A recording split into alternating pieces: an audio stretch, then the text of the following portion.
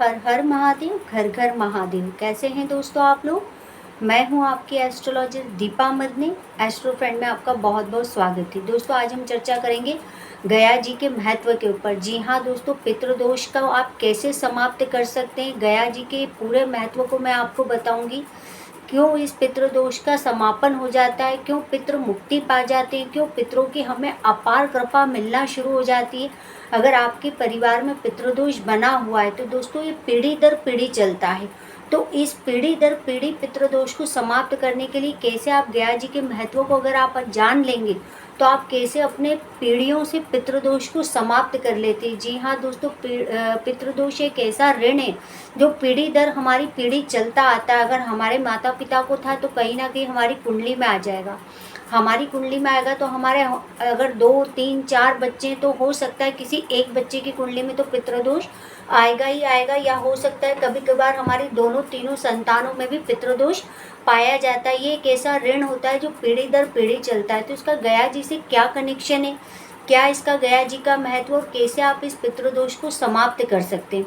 मैं मेन दोस्तों आज गया जी का महत्व आपको बताने वाली हूँ कि अगर आपके जीवन में आप ये परेशानियाँ देखते, अगर आपके बच्चों की शादियाँ नहीं हो रही, बच्चों के तलाक पे तलाक होते जा रहे हैं, आपके घर में सब है, पैसा है, सुख है, ऐशो आराम है, सब है, पर आपके घर में संतान नहीं हो रही, या आपके घर में कोई कई पीढ़ियों से पुत्र संतान नहीं हो रही, या आपके यहाँ बच्चे हो ही नहीं रहे, या आपके यहाँ शादियाँ टिक नहीं रही, शादियाँ होती और बच्चों के तलाक हो जाते, तो दोस्तों ये भी कहीं ना कहीं पितृदोष का मुख्य कारण और मुख्य वजह है कि कहीं ना कहीं आपकी कुंडली में पितृदोष निर्मित है।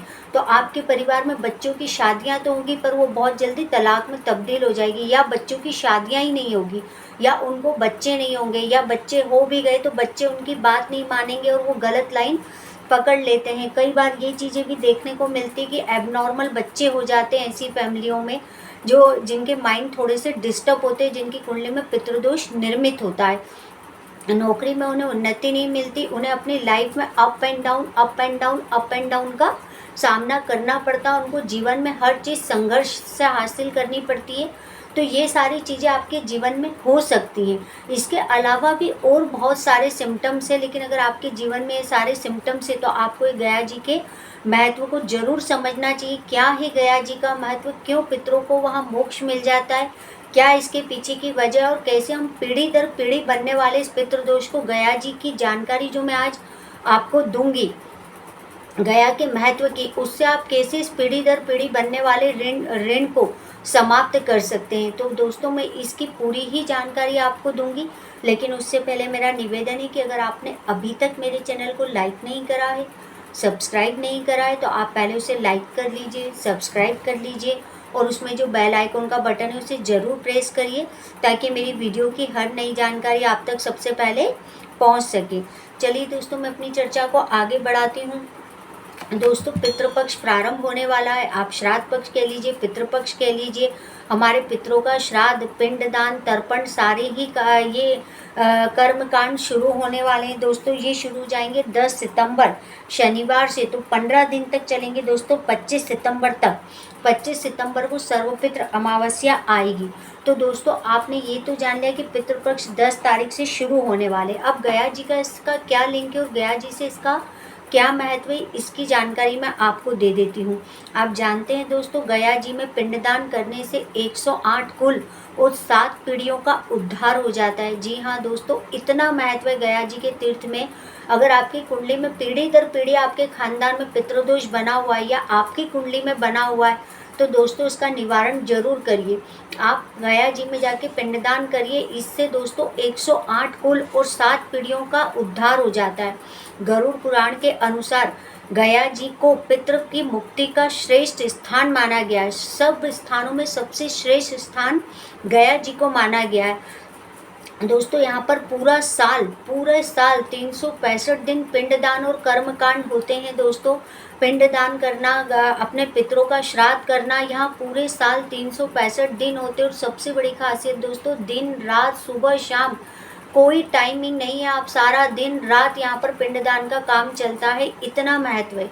और सबसे बड़ी बात दोस्तों, आपकी कुंडली में किसी भी प्रकार का पितृदोष निर्मित हो या आपके जीवन में पितृदोष आपको नहीं पता कि है कि नहीं है, पर आपके जीवन में सारे सिम्टम्स आपको दिख रहे हैं, तो दोस्तों आपको क्या करना चाहिए। आप अगर आप पिंडदान भी नहीं कर पाए, मैं आपको महत्व बता रही हूँ, अभी तो मैं बताऊंगी कि सारे सिम्टम्स दिख रहे तब तो हमें करना ही करना है। पर अगर आप कभी जाने अनजाने भी गया जी की भूमि पर कदम रख देते हैं, यानी कि आप वहाँ पिंडदान नहीं भी कर आए और आप उस भूमि पर भी अपना कदम रख देते, तो दोस्तों आपकी कुंडली में कितना ही खतरनाक पितृदोष निर्मित हो, कितना ही खतरनाक पितृदोष निर्मित हो, कितनी ही परेशानियां आपके जीवन में पितृदोष से जुड़ी आ रही हो, तो दोस्तों आपके जीवन से पितृदोष आपकी कुंडली से पूर्णतः समाप्त हो जाता है बिना पिंडदान के भी। तो इतना महत्व है गया जी का।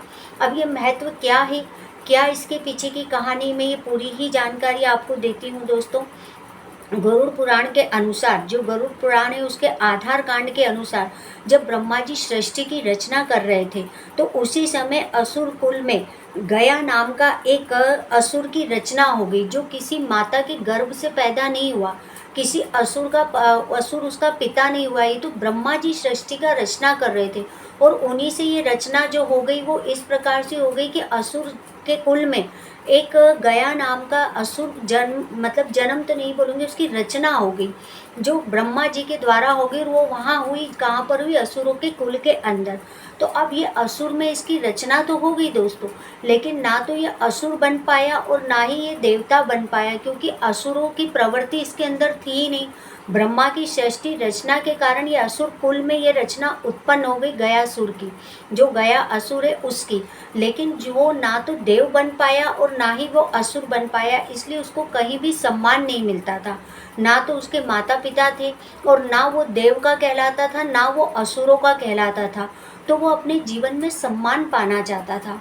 उसने सोचा मैं ऐसा क्या करूं कि लोग मेरा सम्मान करें, मुझे सम्मान मिले, मुझे तिरस्कार ना मिले। तो दोस्तों वो पहले ही मैं कह चुकी हूँ कि ये रचना ब्रह्मा के द्वारा की हुई थी।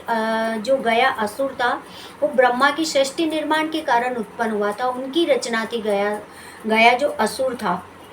तो उसने क्या किया दोस्तों, अब जब उसमें प्रवृत्ति असुर वाली नहीं थी तो उसने क्या करा दोस्तों, सम्मान पाने की चाह में उसने विष्णु भगवान की कठोर तपस्या प्रारंभ कर दी। कई वर्षों तक विष्णु भगवान की काफ़ी कठोर तपस्या करी और उस कठोर तपस्या से विष्णु भगवान प्रसन्न होकर उनके समक्ष उपस्थित हुए और उन्होंने गया असुर को कोई वर मांगने के लिए कहा। गया असुर ने कहा कि विष्णु जी अगर आप मुझ पर प्रसन्न हैं तो मुझे इतना ही वर दीजिए कि आप मेरे शरीर में निवास करें, आप मेरे शरीर में निवास करें और जो भी मुझे देखे उसके सारे पाप नष्ट हो जाए, वह जीव पुण्य आत्मा हो जाए और उसे स्वर्ग में स्थान मिले। भगवान ने उसकी ये प्रार्थना स्वीकार कर ली और उसे ये वर दे दिया कि आज जो तुम चाहते हो वो मैं तुम्हें वर देता हूँ। अब उसने वर क्या मांगा दोस्तों, कि जो भी आपका मेरे शरीर में निवास हो जाए। उसने अपने शरीर में विष्णु भगवान का निवास क्यों चाहा, क्योंकि दोस्तों श्री हरि बैकुंठ के निवासी, उनके लोक में जाके इंसान मृत्यु जन्म मरण से मोक्ष से मुक्ति पा जाता है। तो जब श्री हरि के दर्शन उसके शरीर में लोगों को होने लगेंगे तो दोस्तों उससे क्या होगा, लोगों को मोक्ष प्राप्त होना शुरू हो जाएगा, बैकुंठ धाम पहुंचने लग जाएंगे। दूसरी बात, उनके सारे पाप नष्ट हो जाएंगे, चाहे उन्होंने चोरी करी हो, कत्ल करा हो, डाका डाला हो, किसी भी तरीका का पाप अपने जीवन में किया हो, तो वो सारे ही नष्ट हो जाते श्री हरि की शरण से। तो उसने अपने शरीर में श्री हरि का निवास मांगा और साथ में ये भी मांगा कि जो कोई भी मुझे देखे उसके सारे पाप नष्ट हो जाए और वो जीव पुण्य आत्मा हो जाए और स्वर्ग में स्थान मिले। भगवान ने उसे मनचाहा वरदान तो दे दिया, लेकिन दोस्तों उससे क्या हुआ, जब गया असुर को ये वरदान मिला तो वो जगह जगह भ्रमण करने लगा, हर शहर हर गांव जगह जगह घूमने लगा, हर जगह घूमता रहता था, नित्य कहीं ठहरता नहीं था, कहीं शयन नहीं करता था, घूमता रहता था। वो चाहता था कि ज़्यादा से ज़्यादा लोग उसे देखें, जितने लोग उसे देखेंगे उससे क्या होगा दोस्तों, उनके पाप नष्ट होंगे और उनको कहीं ना कहीं स्वर्गलोक मिल जाएगा, उनके पाप नष्ट हो जाएंगे और वो लोग और स्वर्ग में स्थान पा जाएंगे। तो दोस्तों वो भ्रमण करता था, लेकिन दोस्तों जब यही भ्रमण करते करते हर कोई गया असुर को देखने के लिए दोस्तों व्याकुल हो जाता था, क्योंकि सब जानते थे कि एक बार गया असुर का दर्शन कर लेंगे तो हमारे पाप नष्ट हो जाएंगे और हम सीधे स्वर्गलोक को चले जाएंगे। इसलिए वो जिधर से जाता था, जिस गांव में जाता था, पूरे लोग उसके पीछे लाइन लगा के चलने लग जाते थे, उसको देखने लग जाते थे। और दोस्तों क्योंकि श्री हरि का वरदान था तो ये सब कुछ सच भी होने लगा। लेकिन इससे क्या हुआ दोस्तों, इससे सारे ही भगवान व्याकुल हो गए, क्योंकि सृष्टि का संतुलन बिगड़ गया। अब पापी भी स्वर्ग में आने लगे और पुण्य आत्मा तो आ ही रहे, पर पापी जिन्होंने घोर पाप किए, जिन्हें नरक में यातनाएं भुगतनी थी, वो भी कहाँ आने लग गए, डायरेक्ट स्वर्गलोक में आने लग गए। तो इससे पृथ्वी का, धरती का संतुलन बिगड़ा। जब धरती का संतुलन बिगड़ा तो स्वर्गलोक का भी संतुलन बिगड़ा, मृत्यु लोक का भी संतुलन बिगड़ा, नरक लोक का भी संतुलन बिगड़ा। तो सबके सारे भगवान एकत्रित होकर श्री शिव जी के पास गए और शिव शंभु से बोले कि भोलेनाथ जी, महादेव जी, ये तो देखिए कि श्री हरि ने ये कैसा वरदान दे दिया गया असुर को। अब तो पूरी सृष्टि का संतुलन ही बिगड़ने लग गया है। हर चोर डाकू जिसने अपने जीवन में सिर्फ पाप ही पाप किए हैं, वो भी सिर्फ गया असुर के दर्शन करके सीधे स्वर्गलोक को आ जाता है। तो दोस्तों न्याय नहीं हो पा रहा था, इसलिए सारे भगवान ने क्या कहा, श्री शंभु से प्रार्थना करी। श्री शंभु ने कहा जिसने ये रचना रची है, यानी कि ब्रह्मा जी ने, और जिसने ये वरदान दिया है, आप उन्हीं के पास जाइए, मतलब श्री हरि के पास जाइए। जिन्होंने ये वरदान दिया है वही इस वरदान का आपको निराकरण भी देंगे। सारे भगवान एकत्रित होके श्री हरि के पास गए। जब उन्होंने श्री हरि को कहा, प्रभु आपने ये कैसा वरदान दे दिया, इस वरदान से पृथ्वी का तो संतुलन ही बिगड़ गया, स्वर्गलोक का भी बिगड़ गया, मृत्यु लोक का भी बिगड़ गया और नरक लोक का भी बिगड़ गया। अब हर कोई स्वर्गलोक ही आ रहा है, तो नरक की यातनाएं जो पापी वो तो भुगत ही नहीं पाएंगे। इंसान स्वर्ग और नरक का अंतर कभी जान ही नहीं पाएगा, क्योंकि वो सिर्फ गया असुर के दर्शन कर लेगा। तो दोस्तों इससे उन्होंने भगवान से कहा कि इससे पृथ्वी का संतुलन बिगड़ रहा है, आप इसका कुछ उपाय कीजिए। तो श्री हरि ने कहा धैर्य रखिए, इसका भी अंत होगा। अगर वरदान मैंने दिया है तो इस वरदान का भी अंत मैं ही करूँगा। दोस्तों उन्होंने भगवानों को आश्वासन दिया, सब भगवान अपने अपने लोक को चले गए। उसके बाद श्री हरि ने एक दिन माया रची। एक दिन गयासुर शिवजी की पूजा के लिए क्षीर समुद्र से कमल लाकर शिवजी को अर्पित करने गया, और अर्पित करने के बाद विष्णु माया में मोहित होकर, विष्णु जी ने ऐसी बुद्धि कर दी, ऐसी माया मोहित कर दी कि वहाँ पर वो एक शिला पर शयन कर गया। जो वो कहीं शयन नहीं करता था, नित्य भ्रमण करता रहता था, उसके ऊपर ऐसी विष्णु जी की माया मोहित हुई कि वो एक शिला पर शयन कर गया। और जैसे ही उसने शिला पर शयन करा, वैसे ही दोस्तों और जिस शिला पर उसने शयन करा वो वहाँ का दोस्तों कीकर देश था। कीकर देश में शयन करने लगा, तब विष्णु भगवान की गदा से मारा गया। यानी कि जब वो कीकर देश में जिस शिला पर शयन कर रहा था, उसी समय श्री हरि गदा लेकर आकर उसे मारने लगे। लेकिन जैसे ही गया असुर ने विष्णु भगवान को ये देखा कि वो उनके प्राण हरने वाले, तो उन्होंने फिर से भगवान से प्रार्थना करी कि मैं मरने से पहले आप सभी देवताओं के साथ इस शिला पर प्रार्थना करी कि आप सभी देवताओं से एक वरदान और चाहता हूँ।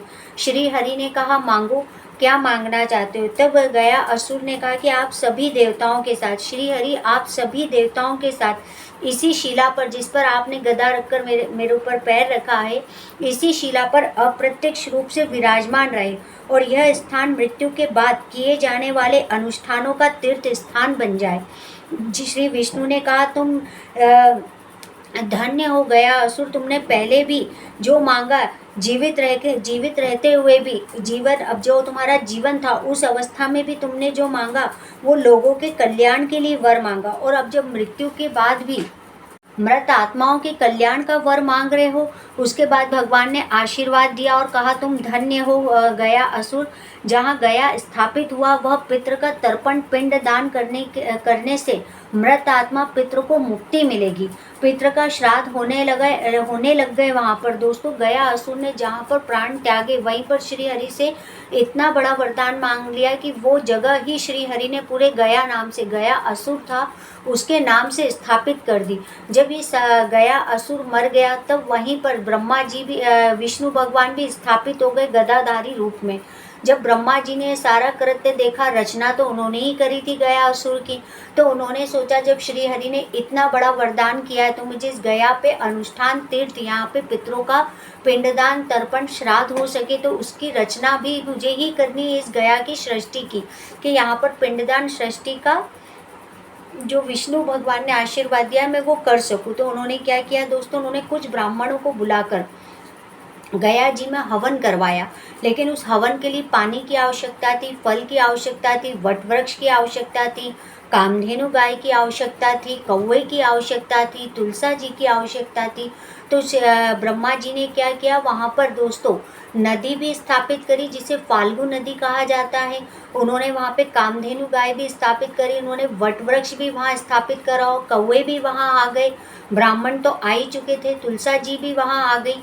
और दोस्तों इस तरीके से उन्होंने वहाँ पर सबसे पहला हवन ब्रह्मा जी ने करा पितरों के लिए।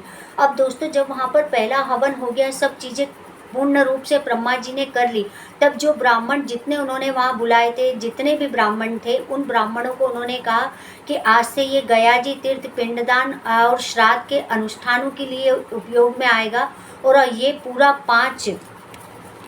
पांच कोश में फैला क्षेत्रफल ब्राह्मणों को दान कर दिया। मतलब कि जितने ब्राह्मणों ने वहाँ अनुष्ठान कराया था, ब्रह्मा जी के संग में बैठ के हवन करा था, उन ब्राह्मणों को उन्होंने वो जगह 5 कोश में फैला हुआ पूरा गया जी ब्राह्मणों को उन्होंने दान कर दिया। अब ब्राह्मणों ने इस दान को स्वीकार भी कर लिया, और तब से ही वहाँ पर दोस्तों ब्राह्मण लोग पिंडदान, श्राद्ध, अनुष्ठान, कर्मकांड, ये काम वहाँ पर ब्राह्मण लोग ही करते हैं। अब दोस्तों लेकिन इसका एक लॉजिक ये भी है कि जब ब्राह्मणों ने वहाँ पर इस अनुष्ठान को स्वीकार कर लिया तो उनके मन में किसी प्रकार का लालच उत्पन्न ना हो, इसलिए उनको, क्योंकि कहीं ना कहीं उनके मन में थोड़ा बहुत लालच आ गया था, तो ब्रह्मा जी ने उन्हें श्राप भी दे दिया कि यहाँ पे जो ये नदी है फाल्गु, आप किसी भी कारण लालच से नहीं मोहित हो इतने बड़े क्षेत्रफल के। तो उन्होंने क्या करा, जो फाल्गु नदी थी उस नदी को श्राप दे दिया कि पर्वत और रेती के रूप में हो जाए, ताकि आपको ये अनुभव याद रहे, अनुसरण रहे कि जो ये पूरा क्षेत्रफल मैंने आपको दान किया है, इसमें आपको सिर्फ यही कर्मकांड करना है कि आपको यहाँ पे पितरों का श्राद्ध और अनुष्ठान करना है। अब दोस्तों ये फाल्गु नदी जो नदी थी, ये ब्रह्मा जी और ब्राह्मणों को श्राप लगने के कारण वहाँ पर दोस्तों क्या हो गई, वो रेत और पर्वत के रूप में उपस्थित होगी। और इसी फाल्गु नदी की एक और कहानी जो मैं आपको ज़रूर बताऊंगी, आपको बिल्कुल पता होना चाहिए दोस्तों, कि जब भगवान राम और लक्ष्मण सीता जी वनवास काट रहे थे, तब राजा दशरथ की मृत्यु की खबर राजा राम तक पहुंची, लेकिन राजा राम अपने वचन के अनुबंध थे। उन्होंने दशरथ जी को वचन दिया था कि जब तक वो 14 वर्ष पूरे वनवास के नहीं कर लेंगे, जब तक वो अयोध्या में कदम नहीं रखेंगे। तो दोस्तों उन्होंने अपने इस वचन को निभाते हुए जब उनके पास सूचना भी मिली, तो दोस्तों उन्होंने क्या किया, उन्होंने कहा मैं भी अपने पित्र का पिंडदान, यानी कि राजा दशरथ का पिंडदान करना चाहता हूँ, उसके लिए सर्वश्रेष्ठ जगह कौन सी। तो उन्होंने वहीं जंगल में कुछ पंडितों से पूछा, तो उन्होंने सबसे श्रेष्ठ स्थान गया जी बताया राम जी को। तो राम जी, लक्ष्मण जी, सीता जी गया जी चले गए अपने पितर राजा दशरथ का पिंडदान करने के लिए। जब वो वहाँ पर पहुँचे तो वहाँ के पंडित जी से उन्होंने कहा कि पंडित जी हमें राजा दशरथ जी का पिंडदान करना है। तो वो कुछ सामान तो अपने संग बहुत सारा बांध कर लेकर आए थे राम जी, सीता जी, लेकिन पंडित जी ने उनको एक सूची और दे दी और कहा ये सामान भी मंगवा लो, तब अपन पूजा शुरू करें, और पूजा इस मुहूर्त में ही होनी है। उन्होंने वो सूची लक्ष्मण जी को दे दी। लक्ष्मण जी जब वो सूची लेकर गए तो कई घंटों तक वापस नहीं आए। फिर उसके बाद जब वो कई घंटों तक वापस नहीं आए तो पंडित जी ने श्री राम जी से कहा कि पिंडदान का मुहूर्त जा रहा है, आप देखिए, व्यवस्था लगाइए। तो फिर श्री राम जी ने सीता जी को कहा कि मैं लक्ष्मण जी को लेकर आता हूँ और मैं देखता हूँ क्या परेशानी, जो लक्ष्मण अभी तक नहीं आया, मैं सामान लेकर आता हूँ। राम जी भी चले गए। अब लक्ष्मण जी और राम जी कई घंटों तक वापस नहीं आए और इधर पूजा का मुहूर्त निकलता जा रहा था। पंडित जी ने फिर सीता जी से कहा कि पूजा का मुहूर्त यानी कि पिंडदान का मुहूर्त समाप्त होने वाला, ये पूजा इस अवधि में आपको समाप्त कर लेनी चाहिए। तब सीता जी ने कहा कि जब तक राम और लक्ष्मण नहीं आते, जब तक आप इस पूजा की शुरुआत करिए, इस पूजा में मैं बैठती हूँ, जब वो लोग आ जाएंगे तो इस पूजा को आगे से वही हाथ लगा के शुरू कर देंगे। दोस्तों इस अनुसार सीता जी पिंडदान के लिए, मतलब उस पिंडदान की पूजा में बैठ गई, पूजा शुरू हो गई और पूजा खत्म भी होने को आगे, अब आया पिंडदान करने का समय, लेकिन राम और लक्ष्मण जी अभी तक नहीं आए। तब सीता जी के मन में संशय हुआ कि पिंडदान करने का हक तो पुत्र को है। तो गया जी में जब सीता जी ने, अब जब समय आ गया पिंडदान करना ही पड़ेगा, पर पुत्र पिंडदान करते हैं, पुरुष पिंडदान करते हैं, कहीं ना कहीं उनके मन में संशय था। लेकिन साथ में ही उनके मन में ये दुविधा भी थी कि अगर मैंने समय पे पिंडदान नहीं करा तो राजा दशरथ का पिंडदान नहीं हो पाएगा और पूरी पूजा विफल हो जाएगी। तो उन्होंने पिंडदान करने का अनुग्रह पंडित जी से कहा कि इस पिंडदान को मैं ही कर देती हूँ। और दोस्तों उन्होंने पिंडदान उस फाल्गु नदी के अंदर कर दिया। जब उन्होंने उस फाल्गु नदी के अंदर पिंडदान किया तो दोस्तों उसी समय उनके पितरों की आकाशवाणी हुई कि सीता, तुमने जो पिंडदान किया हमने उसे स्वीकार किया, हम तुम्हारे पिंडदान से हमें मोक्ष मिला, हम तुम पर प्रसन्न हैं। इस तरीके से राजा दशरथ और सारे ही राम राज्य के जितने भी पितृ थे वो सारी कृपा और सारा आशीर्वाद सीता जी को देकर अंतर ध्यान हो गए। और ये ध्वनि सभी ने सुनी, ये स्वर सभी ने सुना, उस गाय ने भी सुना, पंडित जी ने भी सुना, तुलसा जी ने भी सुना, कामधेनु गाय ने सुना, कौवे ने सुना, वटवृक्ष ने सुना, फाल्गु नदी में से ही ये स्वर निकल के आकाशवाणी में आया था, इसलिए फाल्गु नदी ने भी सुना। जब सब लोगों ने ये स्वर सुने, सबने आकाशवाणी सुनी, तो सीता जी ने कहा जब राम जी और लक्ष्मण जी आए तो आप लोग साक्ष्य हैं, क्योंकि वो इस बात को नहीं मानेंगे कि पिंडदान से उनके पितर प्रसन्न हुए हैं, जो मैंने किया है बिना उनके पुत्र के। तो आप लोग सब साक्ष्य, और आप जरूर कहिएगा कि उनके पितरों को मोक्ष मिल गया। दोस्तों जैसे ही राम जी आते और उनको पता चलता है कि पिंडदान हो गया और ये पिंडदान सीता ने किया है, तो वो सीता जी पर बहुत नाराज हुए और उनको ऐसा लगा कि उनसे ये सुख छीन लिया गया, उनके पितरों को मोक्ष नहीं मिला, सारी पूजा विफल हो गई। उन्होंने सीता जी पर बहुत नाराज हुए, बहुत गुस्सा हुए। जब सब वो इतने नाराज हुए उसको देखकर दोस्तों जितने भी वहाँ जीव जंतु थे, जितने भी थे, पंडित जी से लेके, गाय से लेके, कौवा, फाल्गु नदी, तुलसा जी, वट वृक्ष, सब डर गए कि अब ऐसा ना हो कि किसी को श्राप भुगतना पड़ जाए। तो दोस्तों सब मौन हो गए। तब सीता जी ने कहा नहीं, आपके पितर प्रसन्न हुए और आकाशवाणी आई और उन्होंने ये खुद कहा कि हमने आपका पिंडदान स्वीकार कर लिया और हम मोक्ष की गति को प्राप्त हो गए। तो दोस्तों फिर जब ये कहानी मैं आपको सुना रही थी, इसका उद्देश्य क्या है आप ये समझिए कि फिर क्या हुआ कि फाल्गु नदी, सीता जी ने पंडित जी से कहा कि आप बोलिए, तो पंडित जी मौन हो गए, क्योंकि राम जी को इतना नाराज देख के उन्हें श्राप का डर था, तो उन्होंने कुछ नहीं कहा। फिर सीता जी ने कामधेनु गाय से कहा कि तुम जवाब दो कि आकाशवाणी हुई थी कि नहीं। तो कामधेनु गाय ने भी जवाब नहीं दिया, बल्कि कुछ कहा ही नहीं कि आकाशवाणी हुई कि नहीं हुई। तुलसा जी से कहा तो तुलसा जी ने भी जवाब नहीं दिया। फिर उन्होंने फाल्गु नदी से कहा तो फाल्गु नदी ने भी जवाब नहीं दिया, बल्कि वो और अदृश्य हो गई, अंदर चली गई। और जब उन्होंने कौवे से कहा तो कौवे ने भी जवाब नहीं दिया। लेकिन जब उन्होंने वटवृक्ष से पूछा तो वटवृक्ष ने झूठ नहीं बोला और ना ही वो मौन रहे। वटवृक्ष ने श्री राम जी से कहा, जी हाँ श्री राम, सीता जी ने पिंडदान किया, आपके पितरों की आकाशवाणी हुई और राजा दशरथ ने भी आकाशवाणी करके ये स्वर हमने सुने कि मैंने तुम्हारा पिंडदान स्वीकार किया, मुझे मोक्ष दिया, मैं आपके परिवार पर कृपा और आशीर्वाद देता हूँ। तो दोस्तों जब वटवृक्ष ने ऐसा कहा तब श्री राम को संतुष्टि हुई और वो शांत हुए और वो सीता द्वारा पिंडदान करने पर प्रसन्न हुए और बोले, सीता तुमने मेरे पितरों को मोक्ष दे दिया, तुम धन्य हो। लेकिन सीता जी बहुत ज़्यादा क्रोधित हो गई। क्यों क्रोधित हो गई? क्योंकि उनके साक्ष्य के लिए जिनको उसने कहा था सीता जी ने कि आप साक्ष्य, आपने आकाशवाणी सुनिए, उस समय उस आकाशवाणी का साक्ष्य को प्रस्तुत करने के लिए किसी ने भी उनका साथ नहीं दिया सिवाय वटवृक्ष के। तो सीता जी नाराज हो गई और सीता जी इतनी क्रोधित हो गई कि उन्होंने पहला श्राप तुलसा जी को दिया कि मैंने तुम्हें साक्ष्य बनाया था, लेकिन तुमने नहीं, उस साक्ष्य को नहीं माना, ना ही तुमने राम जी को बताया, इसलिए मैं तुम्हें श्राप देती हूँ कि तुम गया जी की धरती पर कहीं भी उगोगी नहीं। तो तब से दोस्तों गया जी की धरती पर तुलसा जी नहीं उगती है। दूसरा श्राप उन्होंने कौवे को दिया कि मैंने तुम्हें भी साक्ष्य बनाया था, लेकिन तुमने मेरा साक्ष्य राम को नहीं बताया, इसलिए तुम भी हमेशा लड़ झगड़ कर खाने को खाओगे, तुम्हें कभी सादा खाना नहीं मिलेगा, जब भी तुम खाना खाओगे लड़ झगड़ कर खाने को खाओगे।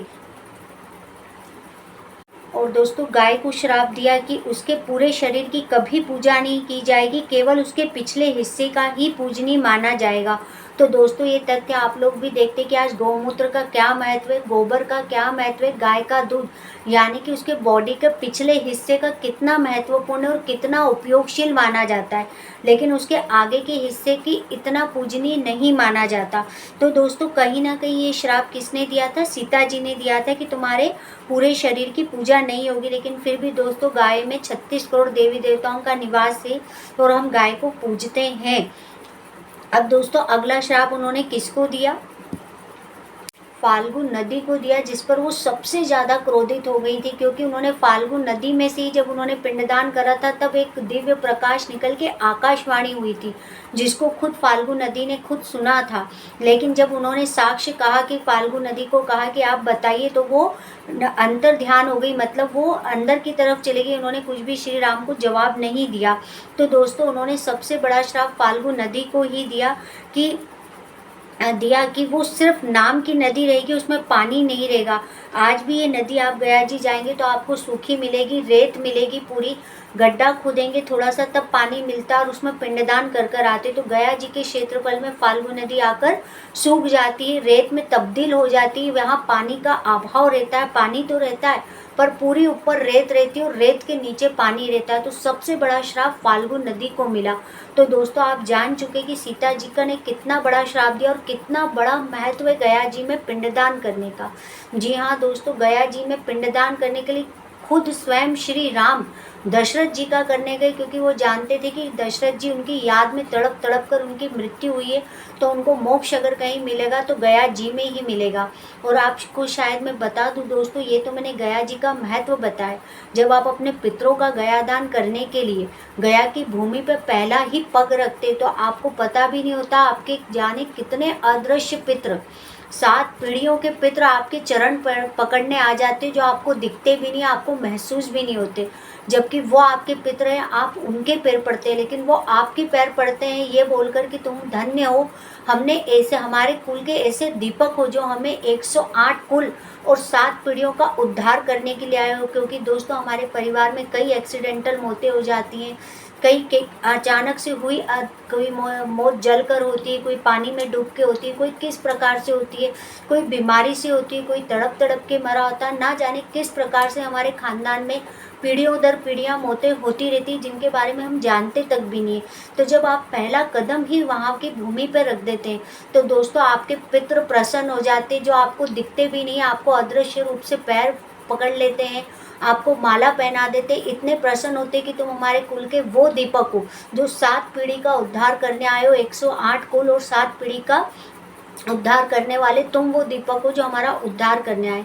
तो दोस्तों उस भूमि पे कदम रखते ही आपकी कुंडली से पूर्णतः पितृदोष समाप्त हो जाता है। पूर्णतः पितृदोष, पीढ़ी दर पीढ़ी जो ऋण बना आ रहा था वो ऋण कहीं ना कहीं आप 7 पीढ़ी का चुका देते। तो उसके बाद जब आपकी स्थिति में बदलाव होता है दोस्तों, जब आप गया जी जाके पिंडदान करके आते तो आपके घर से ग्रह कलेश दूर होता है, आपके घर में एबनॉर्मल बच्चे होना बंद हो जाते हैं, आपके घर में दोस्तों पैसे की किल्लत ख़त्म हो जाती है, आपकी ज़िंदगी में अप एंड डाउन की स्थिति ख़त्म होकर एक स्टेबिलिटी आना शुरू हो जाती है, स्थिरता आना शुरू हो जाती है, आपके घर में संतानें होने लग जाती है, आपके बच्चों की शादियां टिकने लग जाती हैं, उनके तलाक नहीं होते, वाद विवाद झगड़े शांत हो जाते हैं, आपके घर में पुत्र संतान होना भी शुरू हो जाती है। कई लोगों को तो गया जी करके आने के बाद 14 15 सालों बाद भी पुत्र संतानें हुई हैं।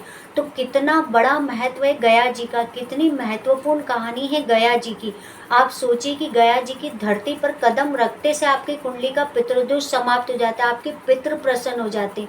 दोस्तों अगर आप अपने माता पिता से प्रेम करते हैं, अगर आप अपने पितरों से प्रेम करते हो और आप करोड़ों रुपए का दान कर रहे हो, अन्नदान कर रहे हो, लोगों को खिला रहे हो, लेकिन अगर आप गया जी जाके अपने पितरों का पिंडदान नहीं कर कर आए तो दोस्तों आपका ये सारा दान ही निष्फल है। क्योंकि गया जी में किया गया पिंडदान आपके करोड़ों दान पर भारी है दोस्तों।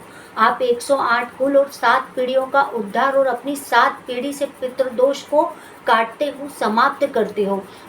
आप कितनी ही पूजा पाठ कहीं कहीं भी करा लो, लेकिन अगर आप गया जी जाके पिंडदान कराए तो आपने अपनी 7 पीढ़ियों को उद्धार कर दिया, 7 पीढ़ियों से आपने पितृ ऋण को उतार दिया। तो कितना बड़ा पितृदोष। लेकिन आप एक जगह जाके सिर्फ पूजा करने से, यही पूजा आप ना जाने कई कई अलग अलग घाटों पे पंडित जी आपसे कराएंगे कि आप यहाँ कर लो वही फल मिल जाएगा, वहाँ कर लो वही फल मिल जाएगा। पर दोस्तों जगह का महत्व है कि वो जगह कितनी महत्वपूर्ण है। चाहते तो श्री राम भी कहीं पर भी। कितनी महत्वपूर्ण जानकारी पितृदोष को जड़ से समाप्त करने की मैंने आपको दी। आप लाख दान कर दो, कपड़ों का कर दो, लाख भंडारे कर दो, वो आपकी खुशी। लेकिन अगर आप गया जी जाके पिंडदान नहीं कर कर आए तो दोस्तों आपका ये सब करना कहीं ना कहीं व्यर्थ जाता है, कहीं ना कहीं ये मामूली से इफेक्ट देता है। लेकिन गया जी जाके जो लोग पिंडदान करते हैं वो अपने घर में सुख समृद्धि देखते हैं, स्थिरता देखते हैं, ग्रह कलेश को दूर देखते हैं, अपने जीवन में तरक्की उन्नति देखते हैं, अपने बच्चों की तरक्की उन्नति देखते हैं। दोस्तों ये बहुत महत्वपूर्ण जानकारी थी जो मैंने आपको दी थी। गया जी में आप केवल पिंडदान करके और इस मैजिक को अपने जीवन में खुद ब खुद देखिए। बहुत अच्छी जानकारी। आप इस साल नहीं जा पाए तो आप अगले साल जाइए, लेकिन आप अपने जीवन में एक बार गया जी जाके अपने पितरों को मोक्ष जरूर दीजिए। आपके 108 कुल और 7 पीढ़ियों का उद्धार हो जाएगा।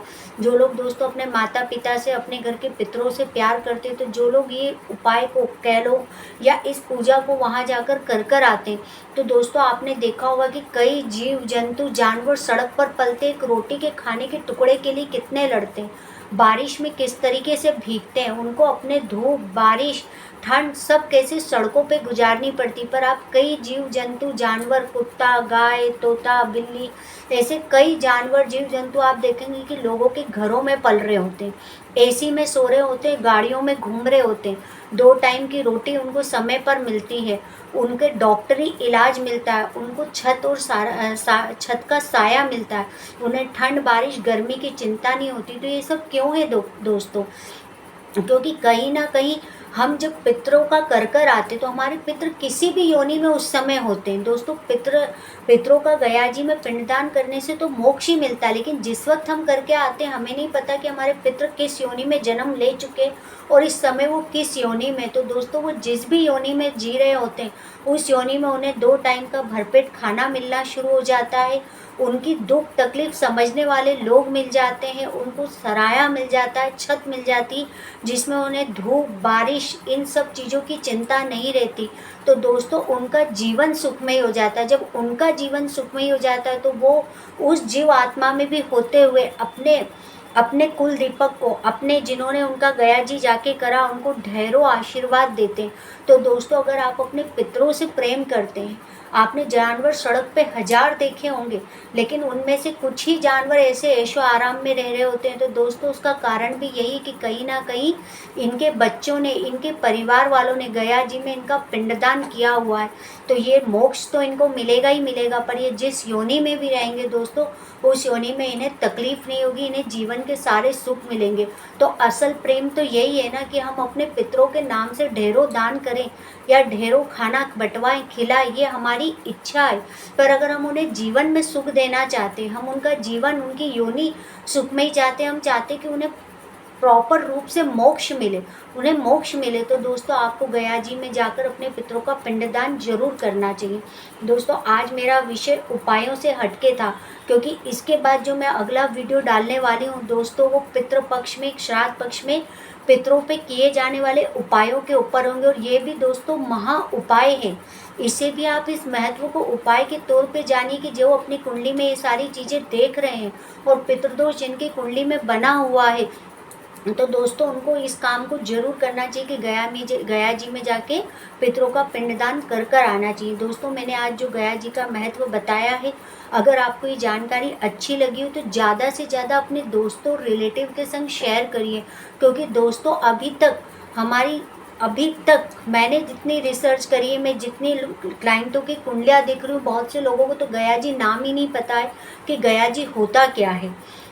किसी किसी को तो यही नहीं पता है कि गया जी होता क्या है, पितृदोष हमारी कुंडली में, तो इससे हमें क्या जीवन में जब वो फेस कर रहे हैं तब वो हमसे मिलते हैं, जब हम उन्हें बताते हैं।